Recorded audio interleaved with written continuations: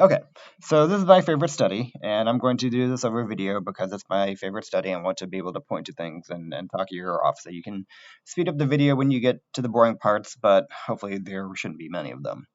Um, anyway, so my favorite study studies the cardiorespiratory fitness with long-term or all-cause mortality with people undergoing exercise testing. So the real meat of this study is in Figure 2 here, which is will which I feel like starts to begin here. So it's comparing the hazard ratio of smoking against other diseases. So hazard ratio, what does that mean? When you look at hazard ratio, oh come on, hazard ratio is a measure of how often a particular event happens in one group compared to how often it happens in another group over time. So the over time part here is pretty important. Um, and whatever, let's bring up the example. The example is, let's say they have a group of 10,000 smokers. Over the course of time, in this study, they studied it over 8.4 years. So for 10,000 smokers, these numbers are completely made up. I'm just kind of providing an illustrative example. For 10,000 smokers, over the course of 8 years, 141 of them died.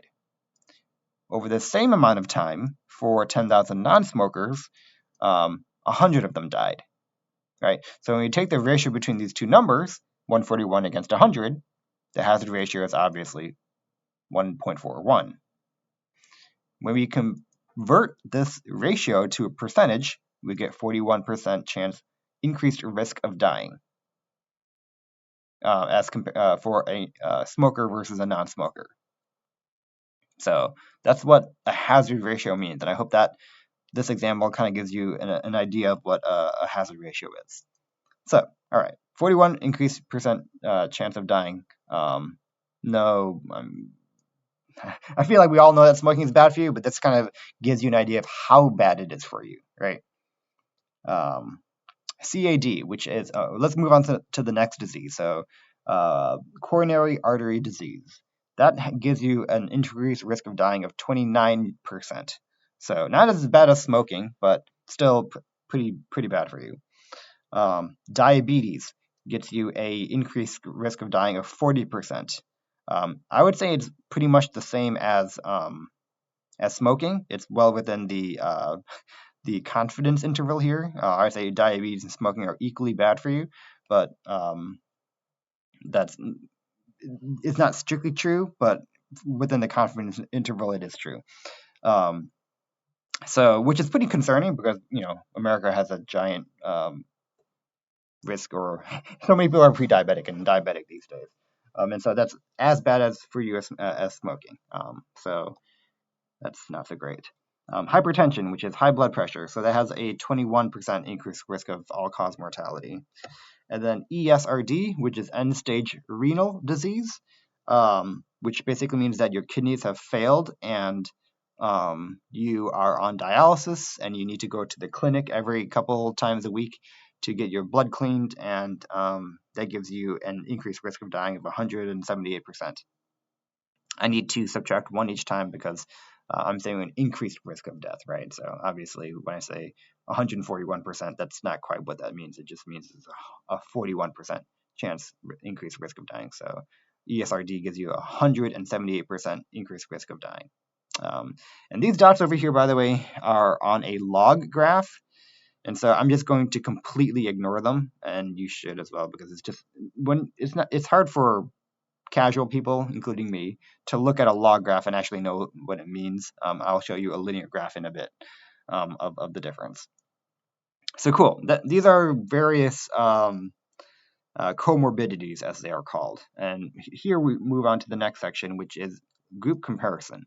And we're going to look at the low versus elite group. So what does low mean? All right, let's scroll down here and look at the definition of low. Low is the lowest 25 percentile, or as I'm going to start using it, quartile. So what they did is they split the population into groups of 4, the lowest 25%, the next 25%, the next 25%, and the topmost 25%. Pretty easy. So low is the lowest percentile, next is below average, the next quartile is above average, and the final quartile is high. With a final, um, what is it, 2.3% cutout for the elite. I don't know why they went with 2.3%. It seems kind of arbitrary to me, but they just wanted to see, like, all right, for the people who are absolute madmen, or women, how are they comparing to everybody else? And so you can see here on this chart, here are the various metrics or numbers that they categorize people into based on their cardiorespiratory fitness. So how do they measure this? They measured it using VO2 max, which is they measured it in terms of metabolic equivalent, which is in their terms 3.4 milliliters per kilogram of body weight per minute of oxygen consumption. So what is this nonsense? What is VO2 max? VO2 max is an very interesting measure of your performance because obviously as you start to exercise harder and harder, your consumption of oxygen increases, but it only increases up to a certain point. Like after a certain point, it is no longer based on your effort. Your body literally cannot consume more oxygen, even though you are like all out sprinting. And so at some point below your all out sprint, your body has maxed out its ability to consume oxygen. And so this is a really interesting measure because it normalizes for effort. Because even though you're trying as hard as you can, your body can't consume any more oxygen. And so, in a way, scientists can tell whether or not you're having a bad day, right? Like they can tell, well, you haven't plateaued yet, and so we know that like you're sick or you're feeling off or something is wrong, and so we get to eliminate your data from the pool. It also means that like since it normalized for effort, even though you are trying harder, you can't increase this number, at least for that test. And another way that VO2 max testing is interesting is that it is a number that you can increase very slowly over time with specific training. So I'm going to make an analogy. In the same way that if somebody can deadlift 500 pounds, you know that they've been deadlifting heavy weight for a long amount of time, and it took them years, if not decades, to get to that point. In the same way, you know that they've been training for a very long time to lift that heavy weight. If someone has a very good VO2 max number, you know they've been training for a very long time with intent to get that number that high. So in the same way that deadlifting 500 pounds is not something that you can do in the course of 1 year, you cannot increase your VO2 max number in like a 1 year. If you are at the, I'll use the word elite, if you're at the elite level, you have been training your VO2 for a very long time, and it is an integral measure. By integral, I mean like area under the curve from calculus. It's an integral measure of how much exercise you've done over a long period of time. And so it's an excellent measure of cardiorespiratory fitness. So let's go back to this graph here. Okay, all right, enough preamble. Let's jump to this. So low versus elite. So we are looking at the lowest 25% to the top 2.3% of the population. And that has a difference of 404% reduced risk of dying. Like, this is an incredible number. It doesn't even it dwarfs smoking. It is so much better to be an elite exerciser than it is to be a smoker. And we all have drilled into our heads how bad smoking is. But like, in my mind, if we were to take this analogy to its like conclusion, we should say like, oh yeah, you're fine to be a smoker as long as you're an elite exerciser. But all right, cool. How it takes a fair amount of effort to be in the top 2% of the population, right? Like if you go to Walmart and you look around, can you beat two out of 100 people at Walmart? Can you beat 2 of them? Right? That's what we're trying to say here. And by the way, this study also kind of normalized for age and for sex, and so for these numbers, they kind of so when you look at Walmart, you want to look at people your age and whatever sex. So that they made that control. They controlled for that. So cool. Like great. Can I be in the elite percentage? Right. So let's look at the next category, which is low versus high. That's 290% reduced risk of dying. Like even though you're in the top 25%, you don't really lose that much to the elite people. You're still at 290% reduced risk of dying. And again, that still dwarfs all the detriment that comes from the other diseases that we see here.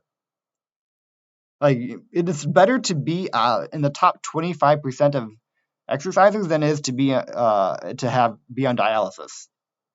This is an incredible difference between these two populations of people. All right, so then above average, we're talking about the 50th to 75th percentile. We're right on with, especially within confidence interval inside the error margin of benefit versus end stage renal disease here, right? We are still so much better than being a smoker or being any of the other chronic diseases that we see in America or anywhere really. And so that's 175% by being above average. And I feel like people, yeah, you can try to aim to be above average, but really, in my mind, everybody should aim to be high in the top 25%, right? If you're trying to beat only 50% of the population, you should try and set your sights a little bit higher, I feel like, to be in high. But if you only want to be above average, then fine. You can only increase your lifespan or reduce your risk of death by 175%. I'm dripping with sarcasm. Low versus below average, right? So we're comparing the lowest 25% to the next quartile. And still here, the benefit is incredible. Your reduced risk of death by 95% as compared to, everything else, which is like smoking, again, is like 41% increased risk of dying. Like the numbers here are, in my mind, absolutely astounding because we all know how good exercise is for you. But this study kind of just drives home how good it is for you. And to me, this should be inspiring for people to, get out and do something because the amount of benefit they get from going from doing nothing to something is so astounding. And again, I feel like everybody should be able to be in the high category with, certain training. Okay. And then the rest of the table here just kind of talks about comparing between the different groups, and so like below versus elite and yada yada yada. So like the difference between high versus elite is 30%. So even the elite people obviously still went out. You get measurable benefit from moving from high to elite, but it's not as significant as the difference between between low and elite. Anyway, let's look at the linear graph now, just to, because I really don't like log graphs. Okay, so survival probability is on this side here, and so 1 in, I don't know why they should have zeroed it, but whatever. Maybe they shouldn't have. I have no opinion on this. So for 10 years, when we start from low, which is this teal color here, to this below average brown color here, you can see there's a huge amount of benefit that you get by moving from the lowest quartile to the next quartile, right? And then when you move from below average to above average, you get a reduced amount of benefit. And so as you exercise harder and harder and you increase your VO2 max over time, as you move up the different quartiles, there are diminishing returns. The most amount of benefit that you get is by moving from the lowest to below average. But as you progress all the way up through to elite, there's still increasing benefit. There's just, less of it. You can't really drive it all the way down to 1 by being the best exerciser in the world. But you still get a little bit of benefit. And I feel like this should be inspiring for people because they don't need to aim to be in the top 2% to get incredible amounts of effort. The difference between the high and the elite here is a pretty small number. Like it's a pretty small gap. We're talking a few percentage points. But when we're talking the difference between above average and high, it's meaty. It's as I don't know, to my eye, it looks more or less the same as the difference between below average and above average. But the biggest gap here is by moving from doing nothing to doing something. And so I feel like that should be the take home message. Um, yeah, all right. I think I am done talking.